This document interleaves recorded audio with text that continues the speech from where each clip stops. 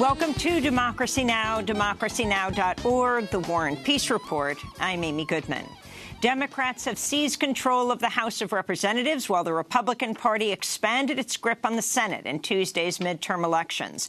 With some 20 House races yet to be called, Democrats have clinched a House majority for the first time in 8 years, picking up more than 23 seats they needed to retake the House. Democratic leader Nancy Pelosi, who's poised to reclaim her gavel as Speaker of the House, barring a leadership challenge by Democrats, celebrated Tuesday's outcome. Today is more than about Democrats and Republicans. It's about restoring the Constitution's checks and balances to the Trump administration. It's about stopping the GOP and Mitch McConnell's assaults on Medicare, Medicaid, the Affordable Care Act, and the health care of 130 million Americans living with pre-existing medical conditions. Let's hear it more for pre-existing medical conditions. One of the nation's most closely watched races of the year remains too close to call. Georgia Secretary of State Brian Kemp is holding a slim lead over Democratic challenger Stacey Abrams, who is vying to be the first African-American woman governor in U.S. history. But Abrams is refusing to concede because thousands of absentee ballots have not yet been counted. Kemp is currently at 50.5%. If he dips below 50, the race goes to a runoff. The Georgia race was marred by widespread allegations of voter suppression carried out by Brian Kemp, who is Georgia's Secretary of State. Meanwhile, in Florida, Democrat Andrew Gillum has conceded to Republican Ron DeSantis after a tight race for governor. Gillum was attempting to become Florida's first African-American governor, but faced a string of racist attacks from outside groups and DeSantis, who told Floridians not to, quote, monkey this up. In other Florida news, the Senate race between the state's sitting governor, Republican Rick Scott, and Democrat Senator Bill Nelson remains too close to call, though Scott maintains a small lead. In Maryland, Republican Governor Larry Hogan was reelected, defeating Democrat Ben Jealous, the former head of the NAACP. In Texas, Republican Senator Ted Cruz beat out his Democratic challenger, Beto O'Rourke, who is attempting to be the first Democrat to win statewide office in Texas in more than 2 decades. Meanwhile, at least 3 incumbent Democratic senators lost their seats on Tuesday: Heidi Heitkamp of North Dakota, Joe Donnelly of Indiana, and Claire McCaskill of Missouri. The Democrats won key governorships in a number of states, including Kansas, Maine, Wisconsin, and Michigan.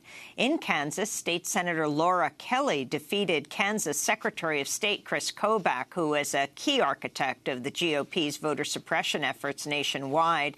In Wisconsin, voters ousted Republican Governor Scott Walker by electing Democrat Tony Evers. Meanwhile, in Colorado, Democrat Jared Polis became the first openly gay male governor. From coast to coast, it was also a night of firsts for women, particularly women of color. For the first time in the nation's history, there'll be more than 100 women in the U.S. House of Representatives. Among them, Deb Haaland in New Mexico and Sharice Davids in Kansas, who made history by becoming the nation's first 2 Native American congresswomen. Rashida Tlaib in Michigan and Ilhan Omar in Minnesota became the first Muslim women elected to Congress. In New York City, 29-year-old Democratic socialist Alexandria Ocasio-Cortez has become the youngest woman ever elected to Congress. To organize everyday people knocking on our neighbor's door, and despite being outspent $4 million, 18 or 13 to 1, despite the fact that we were running against a 10-term incumbent, despite the fact that it was her first time running for office, despite the fact that we didn't have the money, despite the fact that I'm working class, despite all those things, we won. History was also made in New England, where 2 states elected their first African-American congresswomen, Ayanna Pressley in Massachusetts and Johanna Hayes in Connecticut. And in Texas, Veronica Escobar and Sylvia Garcia have become the state's first 2 Latina congresswomen. In other election news, voters in Florida approved a historic ballot measure to re-enfranchise 1.4 million people with felony convictions. Missouri and Michigan voters approved marijuana legalization measures. Massachusetts voters approved a measure to protect key rights for transgender people. Oregon voters overwhelmingly defended the state's sanctuary laws from being repealed. In Colorado, an anti-fracking proposition was defeated, while a pro-oil and gas amendment to the Colorado Constitution was also defeated. The oil and gas industry poured tens of millions of dollars into lobbying around both measures. And in Washington, voters rejected a ballot measure that would have made the state the first in the United States to levy a fee on carbon dioxide emissions. The fossil fuel industry spent a record amount, over $32 million, to defeat the carbon fee. In El Paso, Texas, U.S. Customs and Border Patrol officials abruptly called off a so-called crowd control drill that they had abruptly announced for Tuesday near a Latino neighborhood after voting rights groups warned the exercises were likely to suppress voter turnout. Lawmakers, activists, and the American Civil Liberties Union said the timing of the drill appeared to be aimed at intimidating likely Democratic voters on Election Day. President Trump made anti-immigrant hysteria the centerpiece of his campaign in the midterm elections, making false claims about gang members, criminals, and, quote, unknown Middle Easterners taking a part in the caravan of migrants heading across Mexico to the U.S. border. In Yemen, troops with the U.S.-backed Saudi-led coalition are fighting pitched battles with Houthi rebels for control of the port city of Hodeidah. Residents say Saudi warplanes have dropped more than 100 bombs on civilian neighborhoods over the past few days. The fighting came as the head of the UN's World Food Program said Yemen remains the worst humanitarian crisis in the world. We call that pre-famine for the moment. The situation is clearly dramatic. You know that WFP is feeding between 6 and 8 million people every month. 6 to 8 million people, the number is amazing. I mean, if that's technically a famine today or not, that don't change anything to the gravity of the situation. That's the worst humanitarian crisis in the world. That's the worst food security crisis in the world. Some things must be done. The Trump administration continues to support the Saudi-led coalition with weapons sales, intelligence sharing, and mid-air refueling missions for Saudi coalition bombers. The United Nations chief of biodiversity is warning nations have just 2 years to reach a broad global agreement to protect animal and plant species, or humanity will watch whole ecosystems collapse as species become extinct. The dire warning came ahead of a meeting by the UN's 195 member states in Egypt this month, where they'll begin negotiating toward a new agreement to protect the world's wildlife. In an interview with The Guardian, the UN's Christiana Palmer called the loss of biodiversity a silent killer, adding, quote, "It's different from climate change, where people feel the impact in everyday life. With biodiversity, it's not so clear, but by the time you feel what's happening, it may be too late."